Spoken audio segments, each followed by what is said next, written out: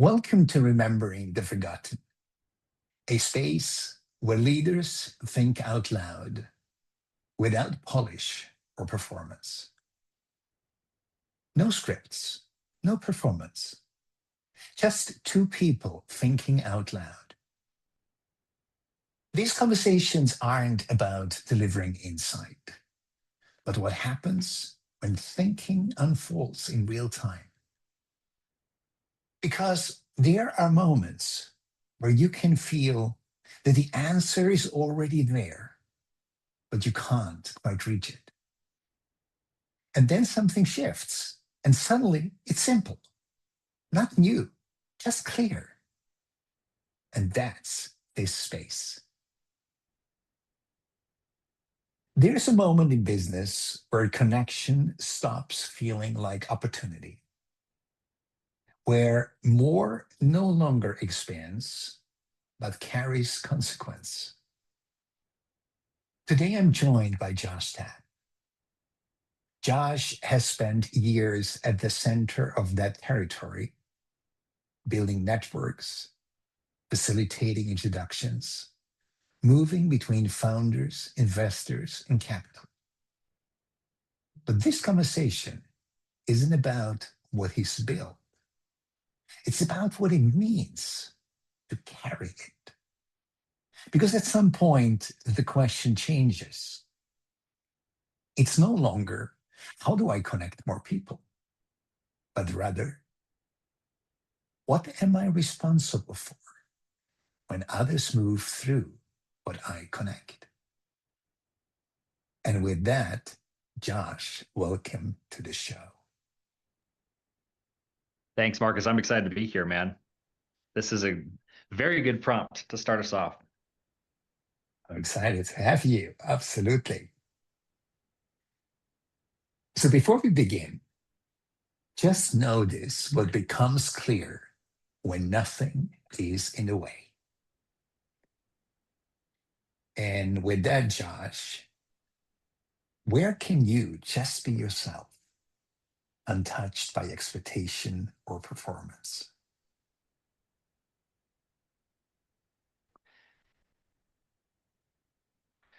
You know, I think one of the core,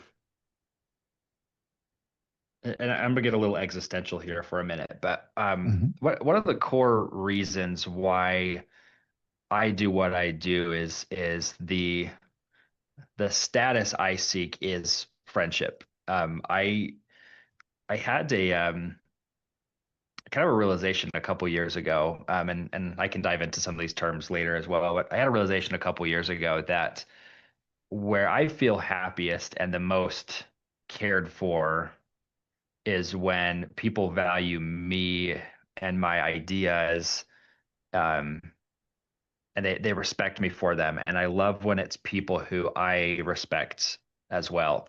But a couple of years ago, I had a very interesting experience where my I met another one of my heroes, and I won't say his name because everybody knows who it is.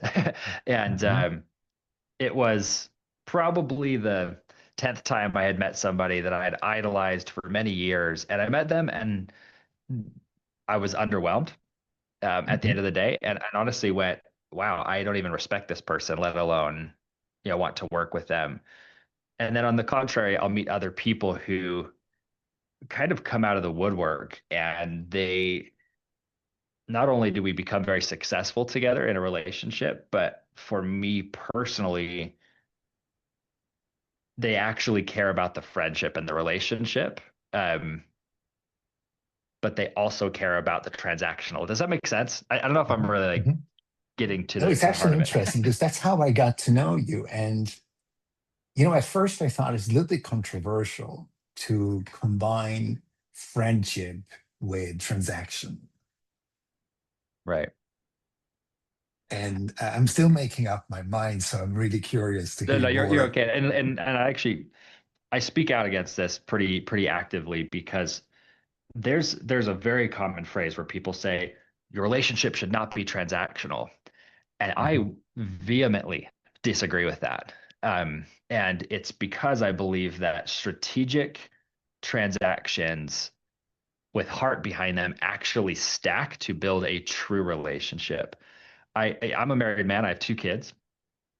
With them, absolutely, it needs to be transactionless. I mean, if you've ever had kids, I have a 4 year old and a 2 year old right now, and it's a thankless job, right? They love you one second, they're telling you they hate you the next second, right? And they don't mean it. It's just angry words, and they're very fun. But at the end of the day, that relationship is a love that doesn't require. I have no ulterior motive, right? It's just that we are together, we love each other, and we're together. But when it comes to business relationships, I watch a lot of people treat it like a dating relationship or like a trying to get in at a party. Like there's all these like metaphors for how to build a Mhm. relationship. And I found that in business, me showing you, Marcus, that I care about you is actually me first giving you my time, right? Mhm. Because my time is very important to me, the same as every entrepreneur. Mhm. So giving you time, whether that's a phone call, a podcast interview, we're at an event and we go and sit down and have a quick conversation with you and me, and we just let it go for an hour and just talk and build a friendship.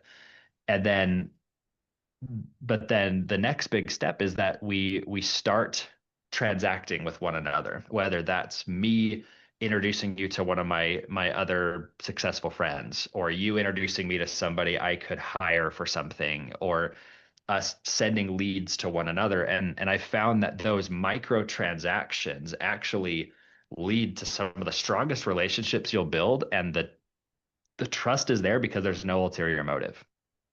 And I actually have a story about this, and you can interrupt me anytime you want, Marcus. But um, I I, love listening at the moment. this is he is my all-time best business relationship I've had, and I met him 4 years or 3.5 years ago. We were both invited to an event that was very bougie, and I was on this yacht, and it was like this whole thing. And if you know me, I'm Mhm. from Idaho. I'm very uncomfortable in those situations. I Mhm. like fishing. I like being, at a cabin. I don't love big cities. Yachts are just You not go they're not my scene. offline for days when you go Exactly. Yeah, fishing. exactly. No phone, no reception. Right. Exactly. I love because my brain is always so chaotic and frenzied and busy.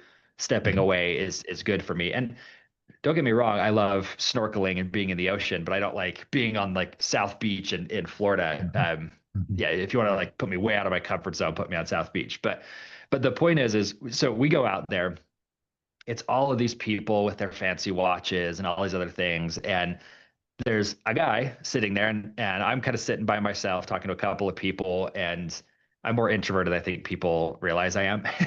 If it's my event, I'm very good at like getting out and being extroverted. But Mhm. if I was invited, I'm the guy who just kind of chills and hangs out. But anyway, this guy Tanner comes up to me and starts talking. We have a good conversation, but and he'll laugh. He'll probably hear this for reasons you'll find out in a minute. But anyway, so Tanner and I are talking, but he like it was a 3 day event. He followed me around, and it felt like a lost puppy, kind of like excited to talk to me because he had heard my podcast before. And um, anyway, and I was trying to connect with this guy, but like we were just it was kind of like a weird, almost one sided conversation, and he would tell you that it was kind of funny. But he's it turns out he's a very successful guy, has like a multi nine figure empire, very successful Mhm. guy. And over 3 days, we just spent a lot of time together, and everybody else was in other industries that neither of us were in. So we were kind of the odd pair out. And anyway, so I fly home after that whole experience, and then he texts me a couple days later and is like, "Hey, let's jump on a quick call." I'm like, "Okay." So we jump on a call, and he's like, "Hey, I have somebody I want to introduce you to." And so he introduces me to this person, and they bought my service at the time. It Mhm. was our highest ticket package at the time, it was a six-figure plus deal. And so I was like, Okay. "Thank you." I went to send him money. He's like, "Nah, don't worry about it." And I'm like, "If you know me, I'm very adamant about giving money." So I'm like, "Well, it's either Mhm. going to you or I'm sending it to charity. Where's it going?" And he's Mhm. like, "How about we put it in your kid's college fund?" I'm like, "No." So I sent it to a charity I knew he was interested in. So long story short, that was our first interaction. And my thick head, even though I'm very relationship focused. It just still felt like he was like trying really hard to be my friend. And in the back of my mind, I'm going, he's got some ulterior motive. He's going to ask for Mhm. something huge at some point. Because anytime somebody tries to like give me stuff, they end up coming with Mhm. these outrageous asks, and I'm like, that's too much, that too far down the road. And anyway, long story short, with him, I sent him a couple of people. He sent me a couple of people, and then over 2 years, he helped me land four of our biggest contracts we ever had. We got the two people who are invested in my company came from him, Mhm. and he's always like, let's partner in some way. And then but we did, we kept transacting and making each other a bunch Mhm. of money. And over 2 years, we built this fast friendship. But Mhm. the funniest part is in December of last year, we made it official, and he's now like an actual part owner of my company and Mm. owns a very large percentage of it. And Congrats. he but he never asked for it. I just gave it to him Mhm. because he's just Mhm. been such a giver to me. And he's got skill sets that we needed and resources that we needed for our next Mhm. projects. And I can, whenever people tell me like, oh, I'm in it for the long haul, I'm like, Tanner is his name, Tanner Eads. You'll never find him anywhere. He's a ghost. He Mhm. loves that. Mhm. But if you could mirror what he did with me, I'm like, he got in with a company, and I'm not going to say our revenue or anything here, but we're a pretty well off company. I gave him a massive chunk of equity for free, didn't charge him Mhm. anything, so that he would come be Mhm. a partner in the company. And already in 3 months, we've done more than we would have done in the next year and a half. I mean, we had Mhm. benchmarks for the year, and we were done by February, at like Mhm. mid-February. And I went, wow, okay, you're a game changer. So super excited to have you on the team. But whenever I see that relationship and I contrast that with the relationships where people will, like I mentioned earlier, where they'll give me something and they're like, no, no, don't worry about it. Don't worry about it. And it's because I can tell they're like stacking social capital against me so that they can be like, you owe me one. And I really don't love business relationships that are that way. This is something I am kind of surprised to hear from you, Josh. But at the Hmm. same time, it confirms something which I did not understand. So for you, it's not just you suspect people to be like this, you actually walked into it on and on and on and on. So you basically say, look, Marcus, prove me wrong. But Right. 99 out of 100 are like that. And I don't need to get burned first, right? Well, and can I speak to that? Because the way you Oh, worded that, I think absolutely. was, I think it was a very wise way to put it. I walk into it, and I think where people tend to, people will blink because, like you said, 99 out of 100 will burn you. I don't believe in being skeptical. I think 99 out of 100 will do you very well. But if you put yourself out there in the incorrect way, you're Mhm. going to attract the scammers, the attackers. I don't know what you would want to call them, but the people who are takers and blackmailers is probably the best way to put it. Yeah, And, yeah.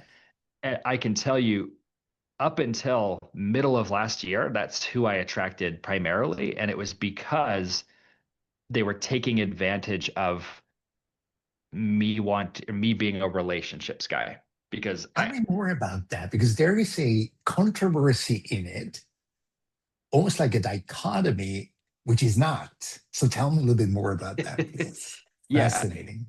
Oh yeah, no, and I think I've got to be careful because a couple of these I can't really talk about yet, but we had a very large lawsuit against us about 4 years ago.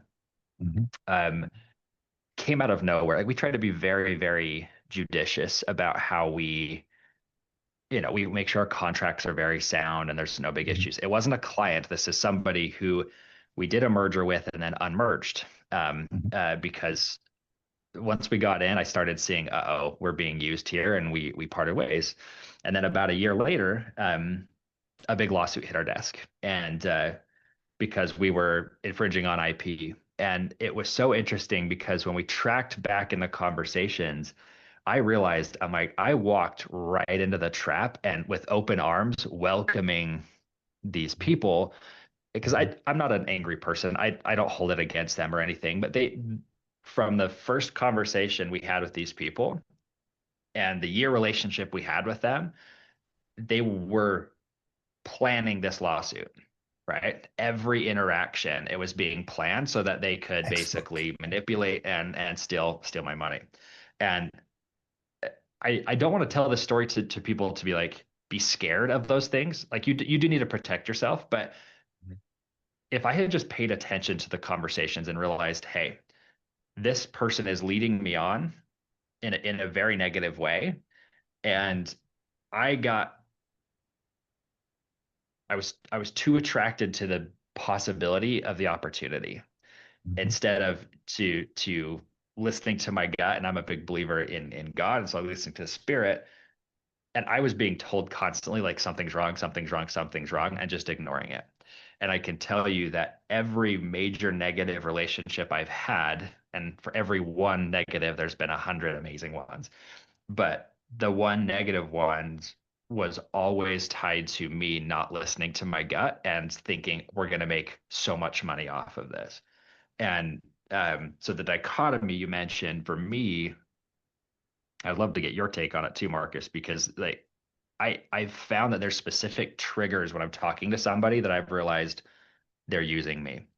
And for me in particular, they play kind of the fatherly figure. It's always a man in his 50s, 60s Mhm. who will come to me and basically try to counsel me and coach me. And I love learning from my elders, right? I have a great relationship with my dad and with my father-in-law and like every adult in my life. So it's not like I have daddy issues with it, but Mhm. I do really respect people who are further along the journey than me. And so I listen, but when they start coaching me and telling me, "Oh, stop, what you just said there, that language was wrong." They're subtly manipulating the conversation, Mhm. and then they're listening for cracks so that they can extort it. And I've realized, wow, I don't even think they're doing it on purpose. Mhm. I think it is a mental problem that they're having where they're like, Josh really needs me. And Mhm. so because he needs me, he should pay me money. And because he's like I've paid him money, he should refund my money. And because it's just like this whole conversation where I go, wow, I just need to trust myself that I actually know what I'm talking about, right? And yes, I have a lot to work on. I'm not perfect, but if somebody is actively trying to push me and into changing me, they don't care about the relationship. They care about extorting the relationship. So that's I don't know if that this is more of Oh, like a that's psychological interesting. discussion, but Yeah, as I told you, we are friends. We're meeting in my living room. We're having a conversation with each other. That's what it is. So you remember the movie Twins, where Danny DeVito and Arnold Schwarzenegger played? Like they I couldn't have have never been more seen it. different. Okay, Yeah. so it is actually very short. So Danny DeVito, I believe, grew up in New York, and Mhm. Arnold Schwarzenegger, as you can see, quite a size difference, Yeah, right? yeah. Size difference. Yeah. Arnold Schwarzenegger grew up on an island, protected. So he came to New York, and you can imagine he came here trusting, he came believing. He gave all the Loreleis way too soon because he could not imagine that there was anyone who had ulterior motives, right? Right.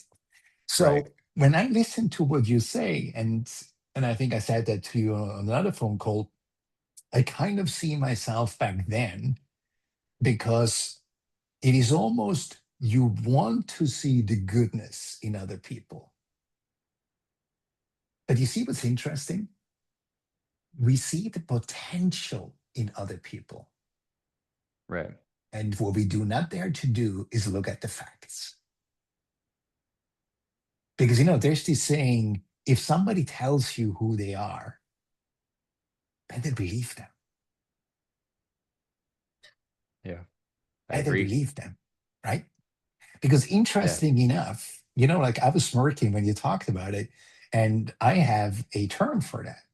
Those people are basically all gaslighters. Yes. In the end, you walk away as the guy who has a problem. And you Right. wonder, goodness me, what's wrong with me? No, the thing is literally the thing that you send out attracts a certain kind of people. It's usually the ones, and let's be honest, Are they usually as successful as they pretend to be? No, they're not. Right. So in the end, Josh, they want way more from you than they could ever give you. So what do? It's very easy. I just give you a complex. I make you believe you need my help. And that puts you into my whatever it's called, guilt or whatever it is, right? Yeah, yeah. The So I'm not trap. even Yeah. surprised. Yeah, I'm not even surprised that they actually want to ask the money back from you, which they paid, because Hmm. now they helped you so much, which you would never Yeah, be able to repay. exactly. And it because it creates this like awkward space where they know like Josh is an Idaho farm boy. I didn't grow up Yeah. farming, but they're like he's very easy to trust. But Mhm, also they're like, I can help this guy. And I'm like, I have mhm, no doubt you could help me. I think every person on this planet has something I don't have and they could help mhm, me. But how that help is being presented is so important. mhm, And knowing that, and I make this gesture if you're listening to this, you're not gonna be able to see it, but putting my hands in front of me in cupping shape, because if I offer my help and somebody takes out of my hand that help, mhm, right? But I grab their hand in the process. mhm, That's how I envision a lot of this, where mhm, opening your hands to somebody, saying I'm going to give this to you, and letting them take it with zero mhm, expectation of anything. I mean, you're giving it to them, and you actually genuinely care about them. And mhm, I again, I have a very positive view of the world. I do think that most people on this planet, I would say the vast majority, in the 99th percent of people, I would say are very, very, very good people. And so like going at the world with a jaded or skeptical view, I think will slow down your business, your progress, and ultimately make you a jaded, skeptical person yourself. But funny thing, I did a whole piece of content on this just the other day because I think what happens is when we take the victim role, like with that lawsuit that came to us, mhm, I had multiple days where I was saying I'm the victim. And I'm like, gosh, mhm, why is this happening to us? Yeah. And I'm like, you know mhm, what? It's happening to us because we made some incorrect moves, and that's okay. Right. And becoming okay with, well, what would happen? What's the worst case scenario with this lawsuit? Well, mhm, I could lose all my money and go bankrupt. Right. But guess what? I have the skill set. I could start over again. Right. And it would be mhm, horrible, not a happy couple years, but it'd be okay. And you know what? That person might feel like they won, but what they've failed to remember is I'm a very connected person. I have a lot of really strong mhm, relationships. If somebody asks me about them, I'm not going to go tarnish their name. Notice here, I'm not mhm, even going to bring up their name. mhm, But if somebody says, "Hey, do you know this person?" I would just be careful with that relationship. That's what I will tell them, mhm, which that's always mhm, me telling you, run to the hills, right? Get away mhm, as fast as you mhm, can. But the mhm, point is I'm not going to be the victim and say, "Oh, well, I had this lawsuit. Oh my goodness," right? Because since then, people sue you over everything, right? You're going to, mhm, especially the more mhm, successful you get, you're going to get lawsuits. You're going to have people mad at you. No matter how much you try and give, there's always victims, and they're professional victims, what we call them. And at the mhm, end of the day, I don't think they're bad people. I think they just have a different worldview, and mhm, their way of protecting themselves is saying it's not my fault, right?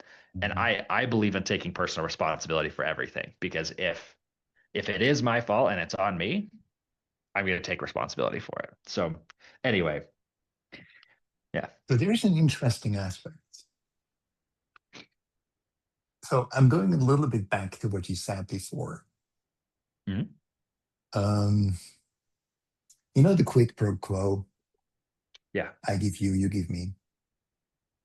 And many people say the reason why I don't give is because I never received in the same ratio as I gave, Yeah. right? And Yeah. let's be honest, if you think like that, you have to stop doing business. And I think I shared that with you before in another call, Josh. My understanding is working the net. And I believe one thing is paying it forward, which interestingly enough is actually transactional. Yeah. However, you mentioned something interesting. When you met Tanner, he did you a solid and you could not repay it. I actually believe that you could not have been able to repay it. How Right. was that for you? Because this is something which I encounter on a daily basis with people who are well connected, who are Yeah. wealthy. And they usually say, no, no, no, I only do business with people who can either pay me or can do me favors as well. But interesting Yeah. enough, something happened when you met Tanner, I say half a year ago, sometimes last year, right? Oh no, no, we met three years ago. Yeah. Okay, but something happened in you because I can tell you, Josh, when we talked last, which is a couple of months ago, right? Something happened in you. I can tell. Yeah. I'm a happier person if that helps. Yes, and the Yeah. happier person came from somewhere. Would you be able or willing to share a little bit what led to that change? Yes. And actually I'm gonna go on a soapbox for just a minute, so bear with me for a minute here. Um I believe that when people how many times have you heard in the last week if you use social media and you follow business content where they're like, you've got to give value, you got to give before Hmm. you take. Hmm. Hmm. Jab, jab, jab, right hook. That's you get the point, right? There's like a Hmm. million people Hmm. out there saying this. Hmm. I don't think people have truly quantified what value is and what a Hmm. give actually is. I had a very, and I hope this doesn't come across as offensive to you because I had a podcast. I used to think I was doing them a solid by having them come on my show because Hmm. we had a lot of views and all this, right? But at the end of the day, that is a give with something tied to it. It's saying, Doesn't work. hey, it doesn't work, right? No. Because what'll happen is, and I have an example of somebody in our community. I won't use his name.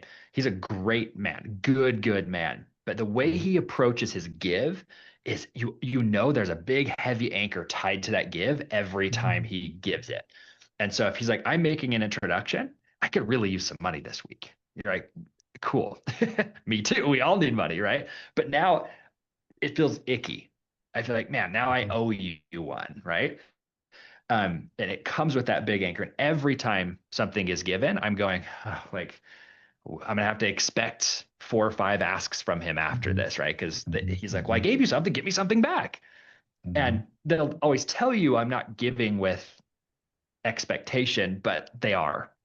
Hmm. And I am as guilty of this as anybody else because for a long time I used my relationships as currency where Hmm. I'm like, hey, I'm going to give you this. And I would never even say it, but I know they're going to want to give back to me. And I still Hmm. believe in that.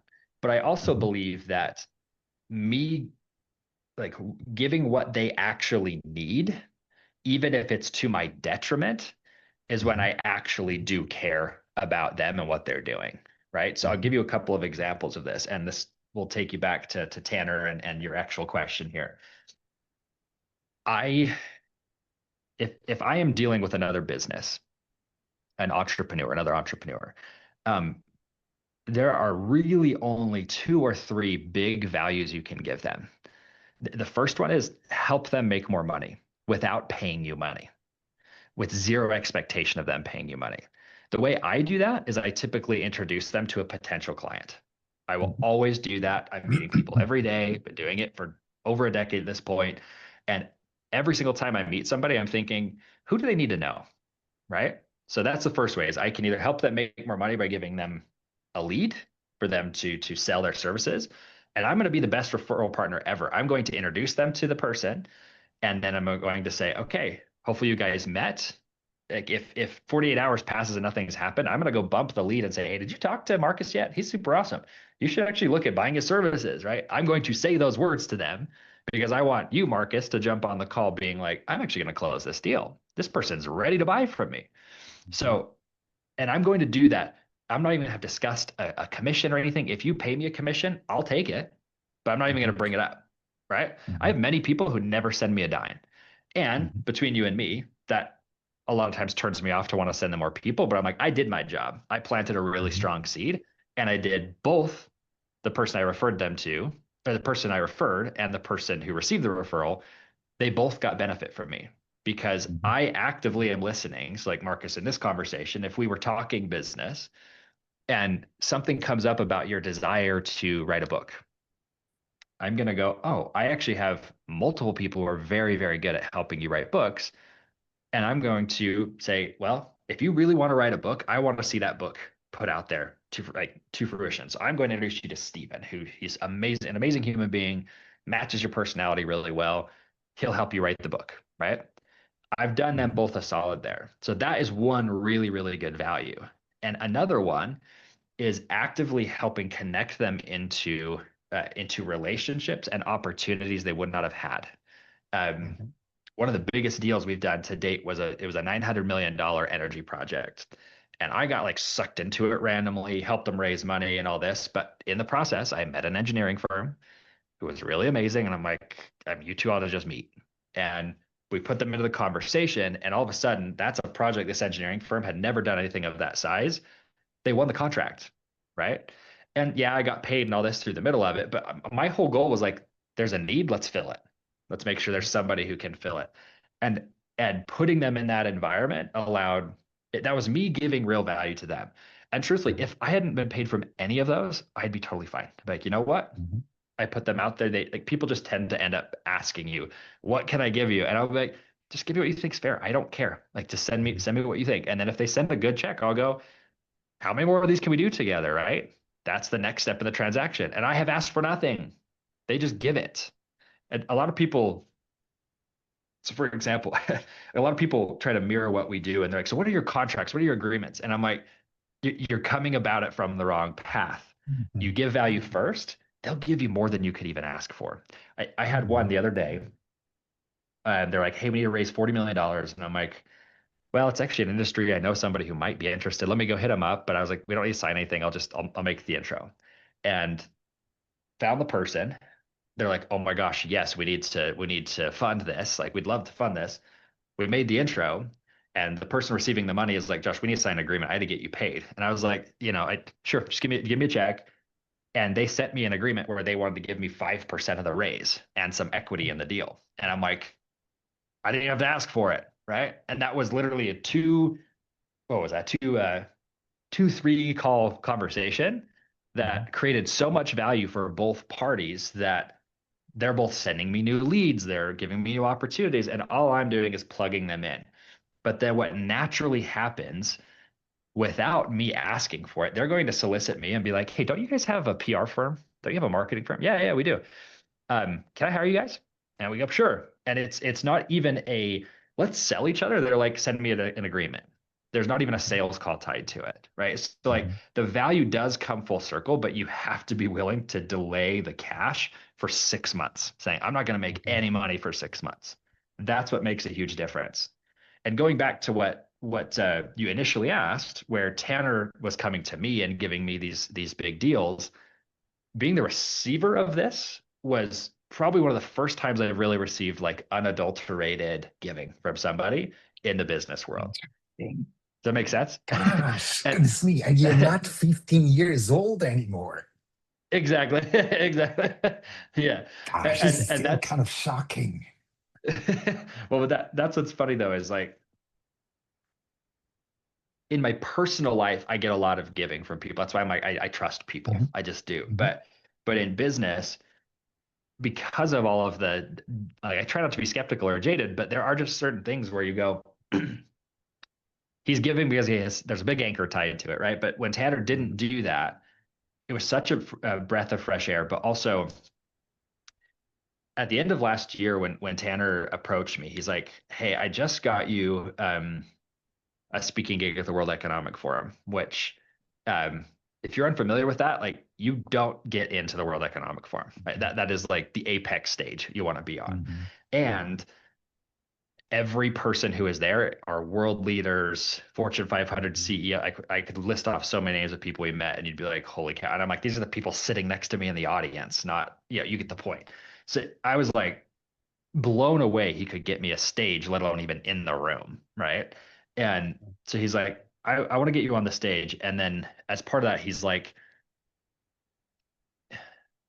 during this time, I had another one of these relationships. This is at the end of last year, where he's like, I'm gonna come in, I'm gonna fix the operations, we're gonna do all this stuff, and then he started emotionally extorting me in a way, and I really hope he doesn't hear this, but because he'll know who he is, and I still love the guy. I don't think he was doing it purposefully, but it was like you know, pay me and refund me money even though you've done work, and I'm gonna come in and be your savior, and we spent probably 12 to 15 hours of me trying to debrief so this guy could come in and help on the operations side for our company.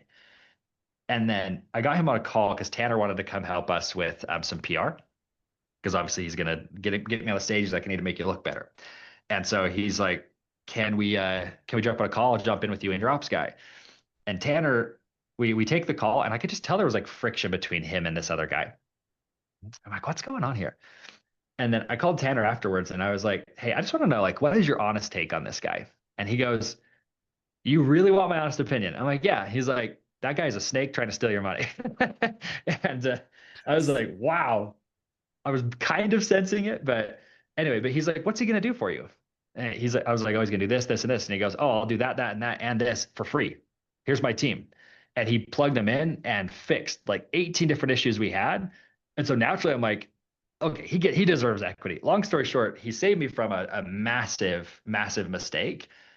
Mhm. And every day for the last 3 months, I get a phone call from Tanner, and he goes, hey, we just got this other deal for you. Hey, I just got this great connection for you. Here's a great investment opportunity. Oh, that deal you weren't finished with, I just went and finished it for you. Like, he is the epitome of like the dream partner.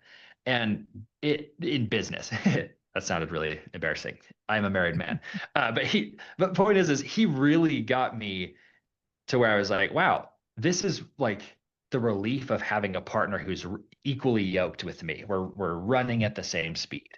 And if anything else, he's a little bit faster than me, which is awesome. Mhm. And so at the end of the day, I'm like, half of the reason I'm like a lot happier right now is because I'm allowed to do what I actually like to do, and I'm not Mhm. stuck in the trying to fix things constantly. Like, if you want to know the fastest way to burn me out is put me in the middle of all the problems. I'm a visionary. I'm a dancing monkey. Like, I love providing opportunity. But yeah, like cleaning up messes and stuff is just not my cup of tea. And he's so much better at it. But also, um, And he I has a think for team. me, what it made me, what was that? Sorry. And he has a team.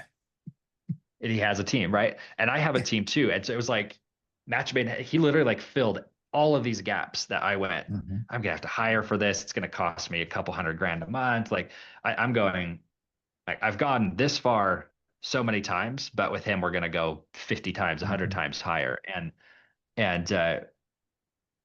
but more importantly than anything is every day this year I've been happy with work. Like, I'm not always excited to go into work because work is work, but I'm waking up going, I could literally take the day off today and we'd be fine. And that's been a huge, like, him giving me that value. I'm like, even if he did come in and do all these other shady things later, I'm like, he at least got me that, right? Mhm. Where I went, Mhm. okay, I now know what it feels like to have the right Mhm. partnerships in place. And funny enough, Mhm. I made a hire back in February, and I literally was just like, I need a Tanner. And he has been one Mhm. of the easiest to train, best employees we've ever hired because he just gets it. I don't have to explain it to him. He's an A player. It was just, it was a major breath of fresh air. So again, soapbox for you, but I'm like, the feeling is freedom, which is what every entrepreneur wants. And yeah, not every Mhm. day is, you know, a dream vacation, but And it's been very fun. It's been very enjoyable. beautiful. So you mentioned something which goes hand in hand. You mentioned trust. What does it take you to trust someone? Very little. I trust people to my own detriment, but I think now, and I want to echo the question to you after this too, is a very good question. In my personal life, I will always assume that they're not out to get me and they're a good person. And that very, very, very rarely bites me in the butt. Mhm. In business, I think a lot of people love the gray area. And so for me to trust somebody in business is as simple as, are they actively looking out for me and trying to get me further along faster? Again, with no stipulations. Um, I, that, and I love people who aren't trying to, and I can trust them more when they're not trying to ride my coattails. Um, because a lot of people will look at our network or look at what we have and go, how do I get in on that? And you're like, well, the way you get in on that is grow it. Help us grow it. If you, I don't want to plug anything here. It's not the purpose of today's show, but Pantheon, I built that specifically as a network that everybody could use and grow together to get the business relationships. I don't even charge anything for it right now. I might throw another product in there. I don't know. But it's like at the end of the day, it's been a philanthropic effort that drives us tons of leads. But it's a playground for entrepreneurs to go meet each other, and I laugh when people will be like, can you send an email to your list and all this? Like they're like trying to get me to like give them full access. And I'm like, why don't you just come participate? Right? Like if you use this right, you would realize you have access to everybody on this list, right? And so like the trust that I get from people is more from, it's not the chronic, because you have like the self-sacrificers who are just give, never Mhm. ask. And I distrust those people as much as I distrust the takers because um they're too they're proving that they don't believe enough in what they do half the time. And if I have to like dig through the weeds or the forest to find your motives or to find your goals or to find what you're doing, I'm immediately distrusting. In fact, I'm glad you're not on a green screen right now. When people have a green screen, I am instantly in my head going one of two things. Either it's dirty in their backgrounds, they're not taking care of their office space, right? Which is Mhm. a pretty clear indicator that they're not, a clean person. Uh, but or secondly, they're hiding something, right? It's like, oh, I don't want to show that my background, is just a white wall, right? You'll see me all the time. I've done podcasts in my car, right? I have a 2002 F-150 that I love the truck, and a lot of people make fun of me for it, but I've taken it in that truck many times. Podcast interviews, big deals. I'll do it in that truck because I'm like, I have nothing to hide, right? There's nothing to hide. And if people can smell that, and I think some people, and it might just be like a gift to some people. I don't know. That's why I want to ask you is like how you trust people because I think you and I have very different personalities. And I think for me, my default is to trust, but the second you put a green screen up, you know, physically or metaphorically, I'm immediately going, there's something wrong. And my gut is going to tell me, run away. Right. I'd almost rather you just turn on the camera Interesting. and you know, Mhm. like show me Mhm. the nightmare behind. I'm happy to see the clutter, but if you're trying to hide Mhm. it, that's what I'm concerned about. Anyway, Mhm. Mhm. if I could though, Marcus, like that's why I want to like ask you on it too, because I do really value your opinion on this. Because I feel like you're kind of the type of person who you just have a more happy aura about you. Mhm. You're a very wise Thank you. person. You really care about humanity. You want to solve a Mhm. lot of problems. Like, how do you how do you trust people, and how do you know when you can trust them and what they do? I'm happy to answer that. So, for the people who don't know me yet, I'm originally from Switzerland. And in Switzerland, it pretty much works like this. Unless you know people, you won't be able to make successful business. So it's a total give and take, more or less. Yeah. So what you don't do is you don't go to someone and say, "Do you know what? Do you know this kind of person? Because I believe that this kind of person would absolutely profit from what I bring to the table." And the person says, "Of course. Let's have a chat. Let's get to know each other." And that actually, and it's interesting. this almost has to be experienced. But remember, I came to the US in October 2024. Right. I started out with 5 people in my Rolodex, 5 people. Josh, within 8 weeks, I was on 100 plus introductions. 8 weeks, Right. right? So if people tell me trust takes time, I call BS on that. It does not. I agree. I It agree. does not. It takes 5 minutes. And you know what it actually is? When you show up as who you are, and I'm happy to hear that what you said about me, because I believe what someone feels immediately when they meet me is that I'm not in it for an ask. I'm simply interested in the other person. Right. And that makes the other person be at ease because there's suddenly nothing to fulfill. There's no contract to pay up to. There's no expectation to fulfill. So that person Right. can literally just show up. And to be honest, it's probably what you said before, but if I look back at how many times out of tens of thousands of conversations I had in my life, probably more, it's probably less than a handful, less than a handful.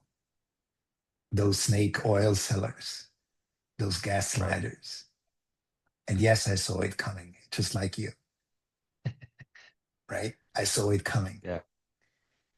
But you see, when I came to the US, and this is, I think I did the same with you, when we got on a call, I basically made 3 or 5 introductions. And it's always what this person makes out of introductions, what comes from it, right? So when Right. someone says to me, but Marcus, what kind of introductions you make? It's like human to human. Why do I make introductions for you? Is because I like you. I feel that you are an enrichment for a conversation with me. And I believe this is something that people have to understand. When I make an introduction between Josh and somebody else, they say both of them profit. You know who profits the most from an introduction? Myself. Right. Even if I never see a cent, and that's what people do not get quite often, right? So for me, maybe I have these spidey 6 cents, or then a fifth sense, a 6 or 7 cents, that I just realize, okay, I'm going on a call with somebody, and I can end the call very nicely. This person will feel valued and appreciated, but will never hear from me again. When they say, Marcus, we should definitely get on a call again, I have a very easy go-to. Oh, please Yeah. reach out to. Please reach out to me. I'm open. And never come back. Right. So I think it's very tiny details that tell you whether you can trust. But this is what I realized. I'm 54 years old in a couple of days. And I realized paying it forward, before I even learned about that movie about paying it forward, I paid it forward all the time. And I never wondered, when does that come back from that person? Because it won't, and it doesn't have to.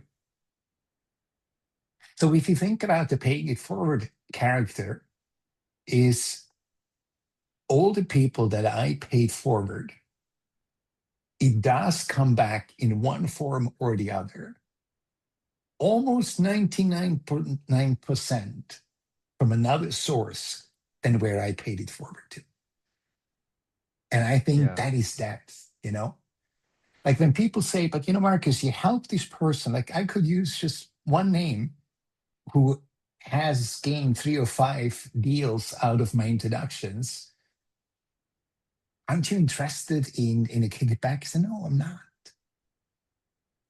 But wouldn't you expect them to actually pay something? No, I'm not. I'm not.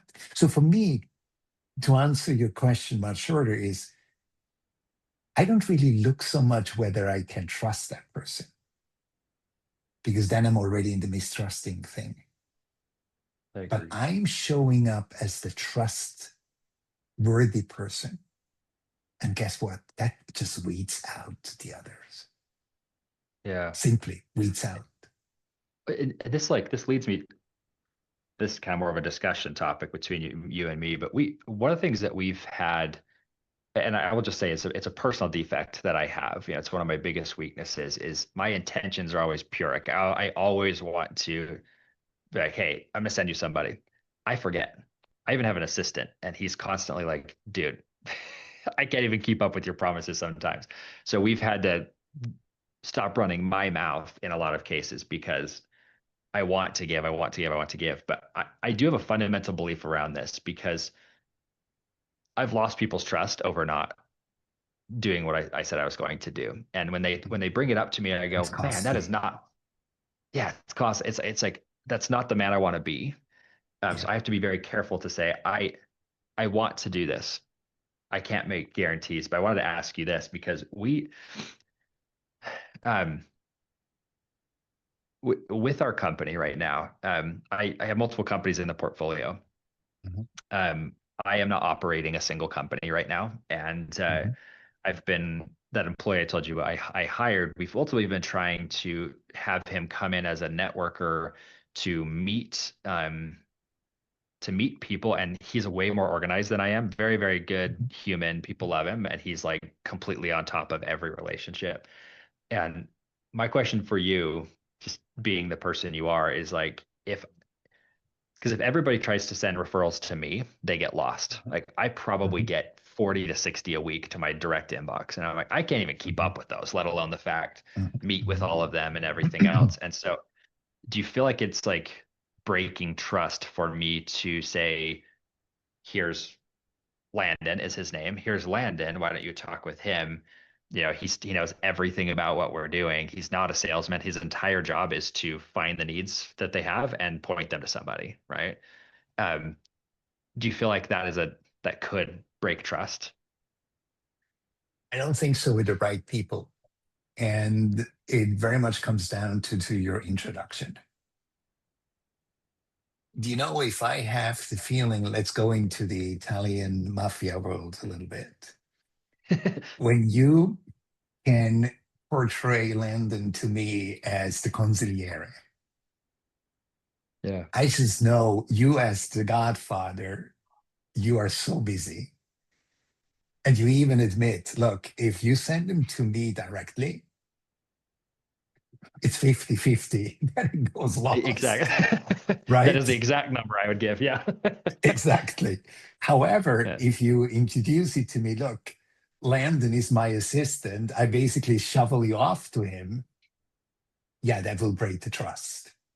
Right.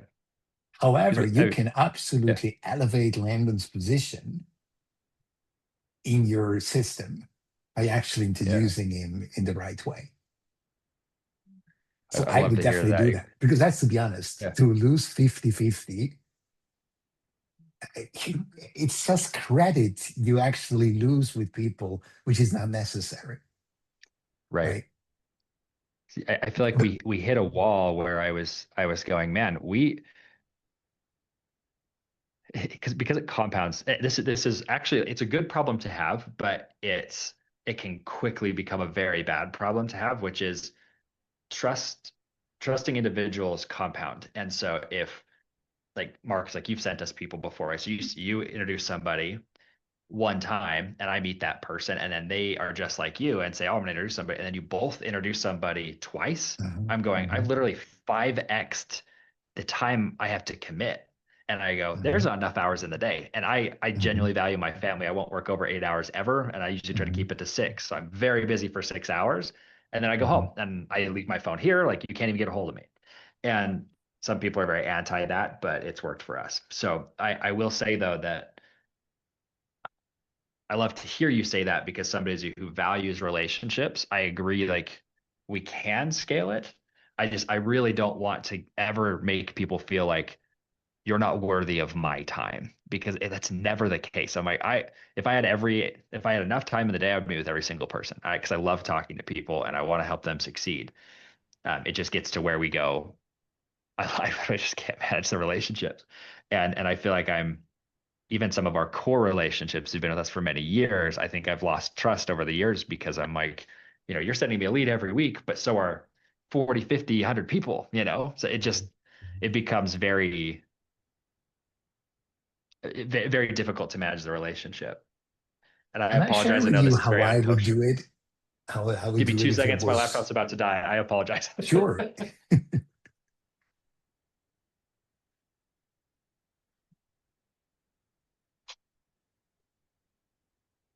Sorry about that.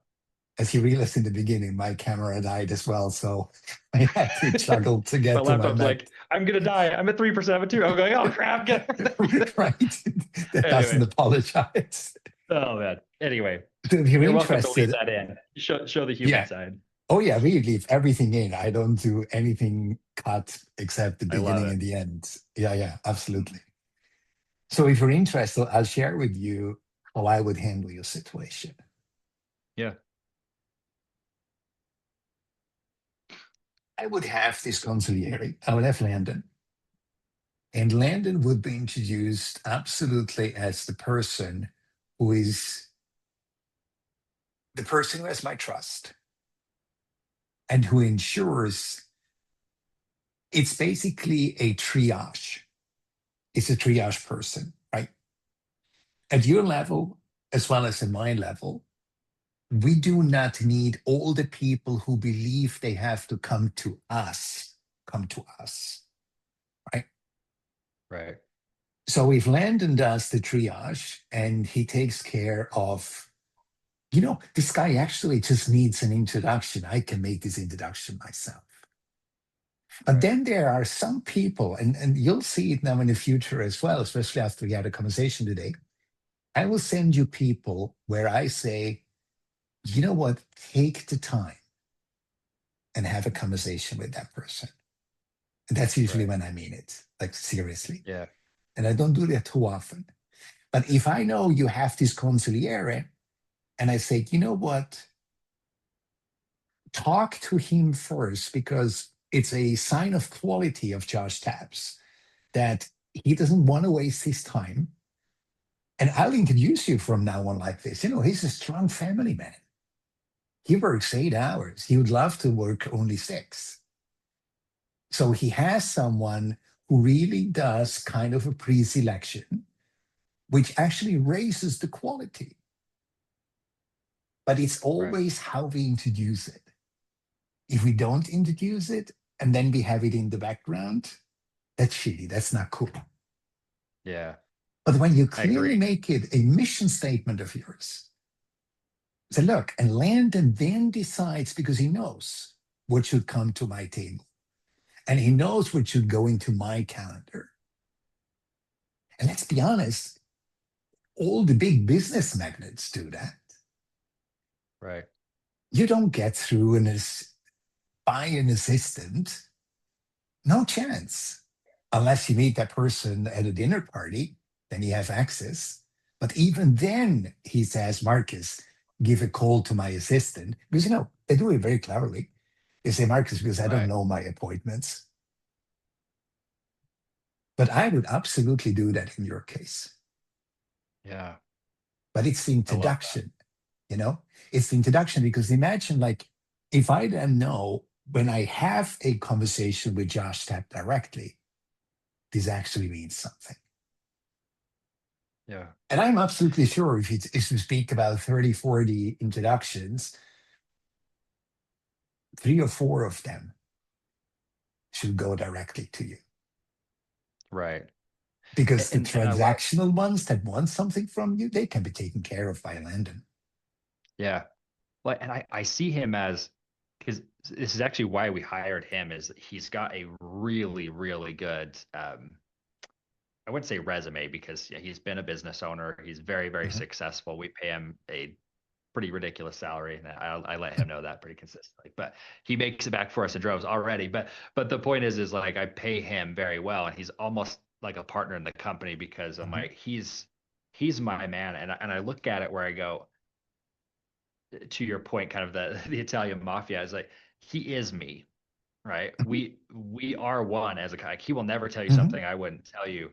But also, if I want a relationship really taken care of, I send them to him because I'm Mhm. like, being me, it's not going to happen. And he's not my assistant. I Mhm. have an assistant who takes care of Mhm. my side of things. But Mhm. hey, it's funny, and this is where, Marcus, I'm kind of curious because you coming back to your story, right? You're like, hey, I came from Switzerland where it's super hard to get to know anybody, to the US where it's like here's 100 relationships in I think you said 8 weeks. Um, Yeah, within eight which weeks, 100 plus introductions. And as you know, I started out with five very high level introductions, or five level Rolodex, right? High right, level. And those produce these high level introductions. But you know, right. it's actually not done. Within another 8 weeks, I went on 500 calls in Oh total. yeah, I Yeah. believe it. It's Yeah. crazy how So fast now I have a uh, Rolodex of about 350 high level people, which is crazy within 16 that's so weeks. awesome. Which is Yeah. fun because you could go launch any product, start a non-profit, like anything you want to do, you've got the people to do it, which is so fun. But that's the thing, Uh, Josh. Swiss do not know how to make an ask. mm, It's giving, giving, giving, giving. So you can almost expect I'll reach out to you soon. yeah, And I I love expect a one-to-one with you. it. Exactly. And Joking. and that's and this is part of the problem I've had. 'Cause sometimes I will tell people, and I've tried many things because I just want to see how it works. I like testing the data and then going, Mhm. what actually came out of it. But for a while, we would tell people, hey, I'm don't introduce somebody unless they're at this caliber. I did it for Mhm. like 3 weeks and I felt so gross about it. I stopped doing it because I went, Mhm. the lead flow stopped first off, like it went way down. But I'm like, I literally just told them I don't believe in a level of humanity unless they're making a certain amount of money. And that really fundamentally is broken to me. I mean, Can I add so, something to that? yeah, yeah, It's actually a very important aspect. The working the net factor is so much more important than the networking factor. Because I could yes, tell you, if somebody starts doing business with me, I rarely get kickbacks or provisions or commissions. You know why? Because the person I make an intro has the network. right, But you never get to that network unless you go through me. That's why I'm right, saying I usually have five people in my Rolodex, which I reserve for Josh Tapp. But I know if you're doing it right, all these people will make introductions to you that can really change the trajectory of your life and business. right. So that's why I'm saying the first introduction usually doesn't yield the big business. And the good Exactly. introductions are the ones who actually can make the introductions that yield, nonstop. And I will speak to this point because I vehemently believe this because so for example, one of our services that we do is we do social media outreach and that Mhm. we can book like 10, 20 appointments a week for people. What happens though is almost every time we do that, the first batch of leads are like, those leads were garbage. And I go, pause for a second. You're telling me I sent you 20 human beings that weren't worth your time. They're like, yeah. Mhm. And then we'll Mhm. go and we'll review them. And we actually have a whole process for it now because there's always a point where they come back and it's a good moment to let them get mad because it's a reminder. And so this is how we get them to stick, actually, funny enough. But what we have found, so if we set, let's just say 10 a week to make it simple math. If we send 10 a week and they are at least within the realm of industry that this person has, because like somebody will tell me, oh, I only want to work with mid-market manufacturing companies. I say, great. We will introduce them to 10 a week who are mid-market manufacturing companies. And they're like, well, but their revenue wasn't where it needed to be, or they Mhm. didn't know why they were on the call. And I went, okay, pause for a second. Imagine we go to a room of if I'm like, hey, if I were to get you into an event where there were 1,000 manufacturing companies who are mid-market, if I could even get you in the room, what would you pay for that? And they're like, oh, tens of thousands of dollars. Awesome. I just did that for free. We charge, we do a pay on performance, right? So you're in the room. Now, if you showed up to that room and you sat in the corner and didn't talk to anybody, it's a worthless room for you, right? So, but what's interesting is in the way that you and I go about it, where it's like, let's do Zoom calls. I do love in person as well, but we do a lot of our calls via Zoom. But if I meet that person and I'm thinking, well, they're not going to buy my services, and I just go, that was a crappy lead.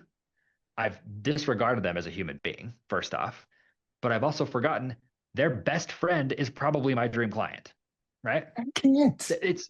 It's exactly what it, and we have People found, forget what business is about.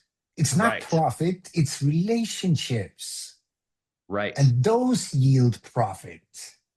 exactly, Are we exactly. back at the And transactional aspect where you have sometimes misunderstood? Because you're not that transactional as it is meant to be received by some people. It's interesting. exactly, and yeah, that's such a good insight. And it's because so if I send 40 conversations through and they all are at least in the manufacturing space, right? They're in that Mhm, industry.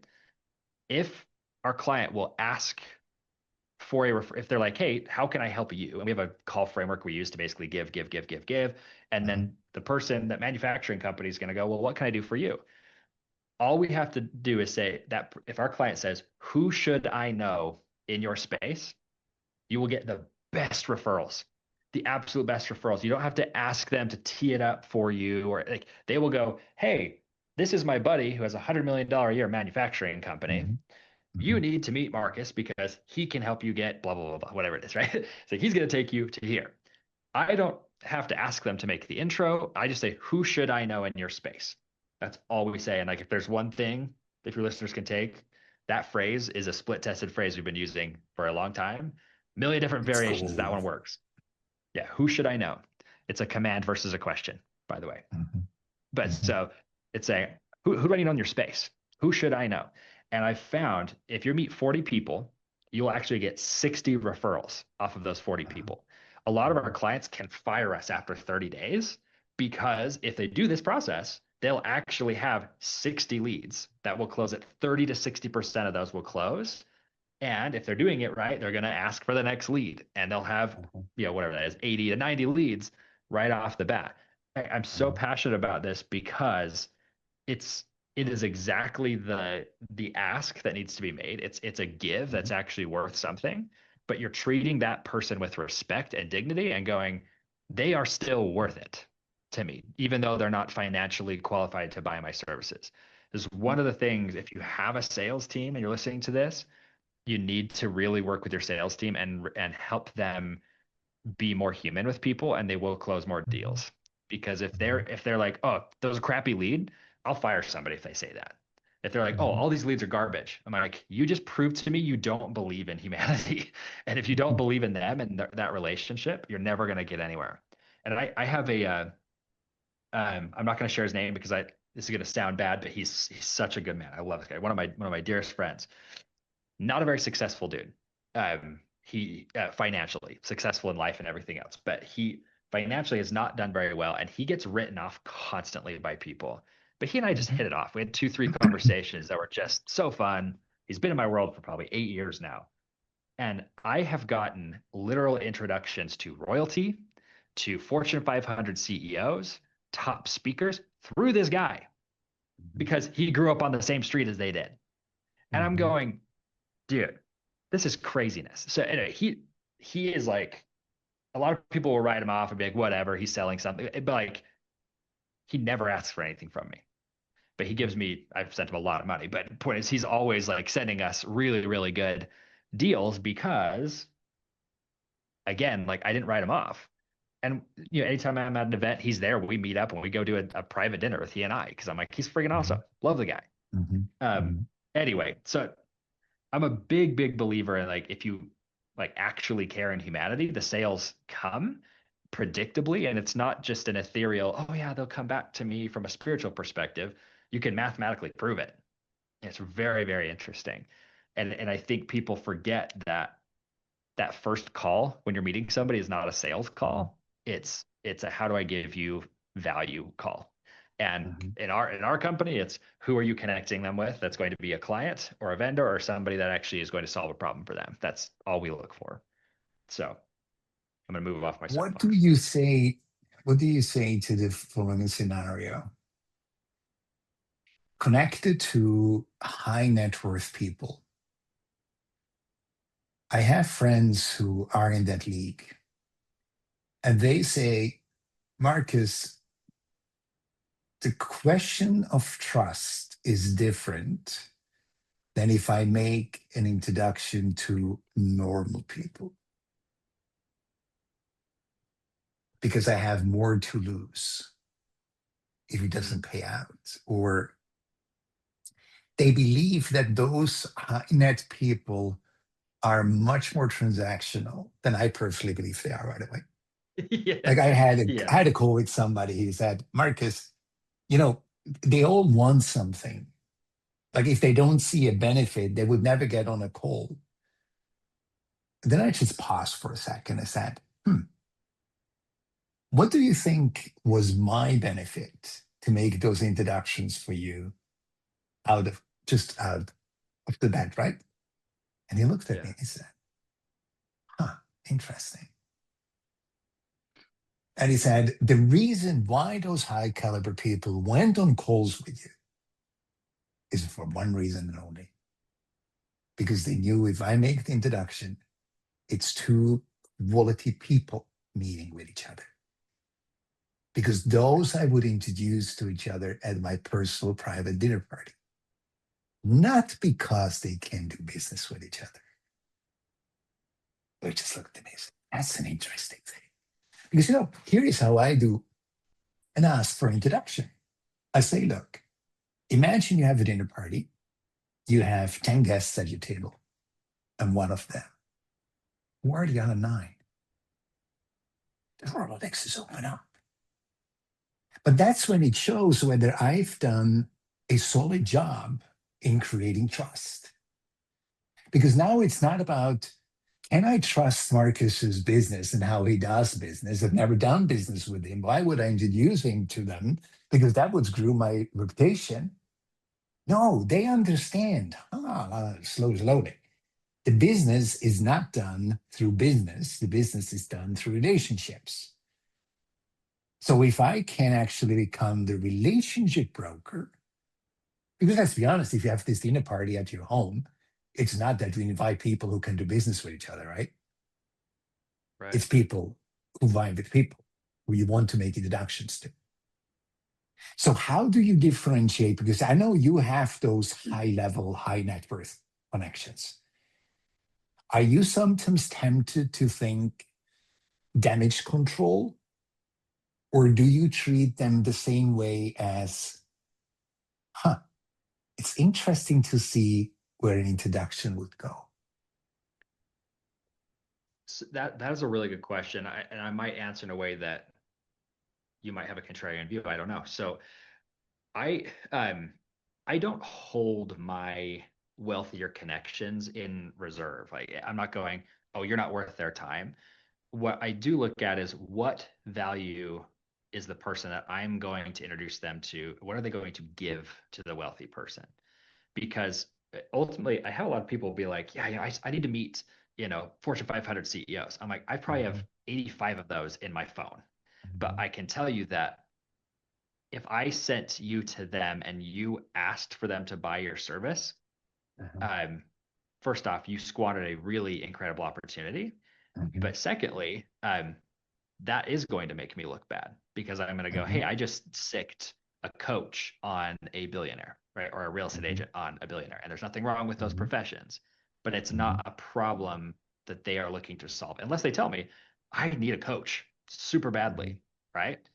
And I go, I found the perfect coach for you. Absolutely, I'll make the introduction. So I would tell you, especially if somebody is saying, oh, I don't know if I can make that intro. It's because you have not proven that you can solve the specific problem for the specific person they are planning on introducing you to. And I can tell you this, especially working with agencies, coaches, consultants for many years, like we did. Um, those three are probably the most notorious for not understanding truly what the value is they can provide to people with their services. Um, Marcus, you've been to our gathering calls, right? I say this Mhm, every time mhm. at the beginning. You And I'll have to return right be away. clear. Yes, thank you. I appreciate it. But like you have to be clear. If you Mhm, are unclear, if I can't directly say, oh, that's exactly why you should talk to my billionaire friend, I'm not going to make the intro, right? mhm, Because in my brain, I'm not going, it won't even come to mind for me because I'm going to go, oh, Marcus works with this caliber of people. I keep using you as an example. I apologize. But like I'm going to determine, is what Marcus does something that's actually worth the time? And everybody's going to naturally do this, right? It's just what their brain is going to do. It's in the same way that if you were in a group of cool kids in high school, you're not going to introduce them to the dorky, nerdy kid because you're going to go, oh, they don't really. I was never this way, but like you can envision it with movies where you're like, oh mhm, well, that mhm, kid isn't cool enough, mhm, and mhm. and it's not really about cool enough. It's is do they actually provide real value to the room? So my how to put this my trying to pull this quote up. I don't know if I can find it. Ah, crap, I can't. It's not on my phone. But I have just found that ultimately the relationships that people are um, pursuing. Like if somebody wants me to make an introduction, just paint a crystal clear picture of how you're going to help this person. And you as the person pitching me on making that referral need to actually understand that person. Because I have an example. I have a guy, Tony Swantek. He's a good friend of mine, built three multi-billion-dollar companies, and everybody asks for an intro to him because he's very connected, very wealthy guy. And he will literally talk to any human on this planet. But every time I send him somebody who immediately pitches him, decreases my authority with him, right? And my trust with him. That's the point. That's the point. What if the person is not like that, but you have met so many people who were like that? And let's be honest, my quota, 95% of coaches should not be coaches. Yep. Agreed. Literally, Yep. literally. So imagine, why did these five high caliber people make those 100 plus introductions, with the work not ongoing, right? Is because I did not ask for anything. But they said, you know what? If I connect Marcus with this guy, I'll look good.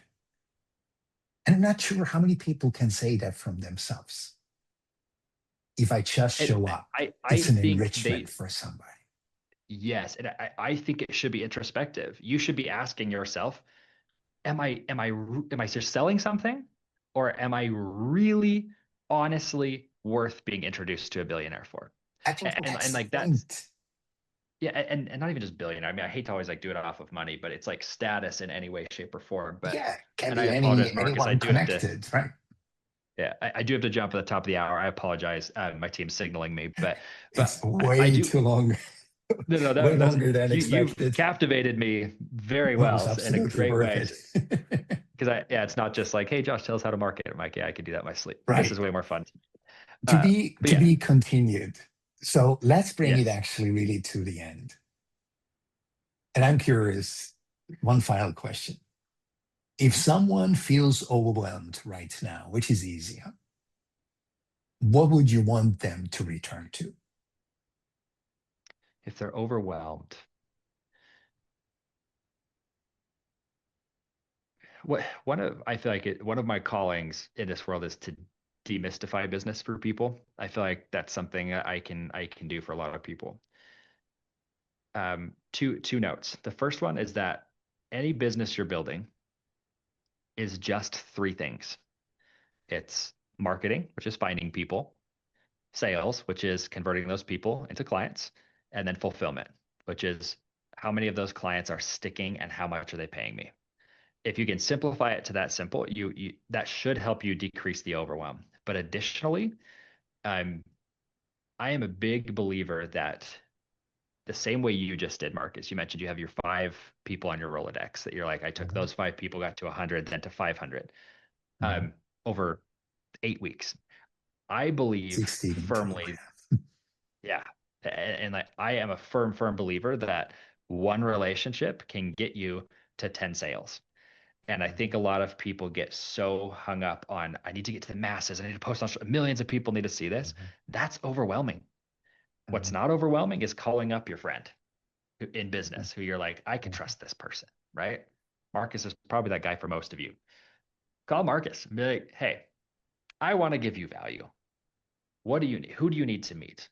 Make that introduction. Marcus will reciprocate. I don't mean to put you on the hot seat here, but the point is removing that overwhelm is simplifying it down to saying, I don't need to be doing all of these things. I tell most people, stop posting on social media, stop running events, stop doing all of these things that are taking your time for 30 days and focus on real relationships, one to one to one to one. And you will have plenty of money to restart all those things and have somebody else run it for you.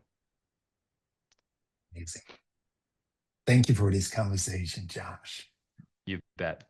Thank you so much. This was Remembering the Forgotten. As you move on, notice what may have been quietly remembered. There are moments where you can feel the answer is already there, but you can't quite reach it. And then something shifts, and suddenly it's simple.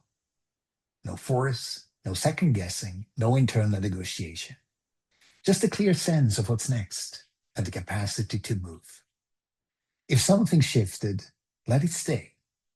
A few quiet pointers are waiting below.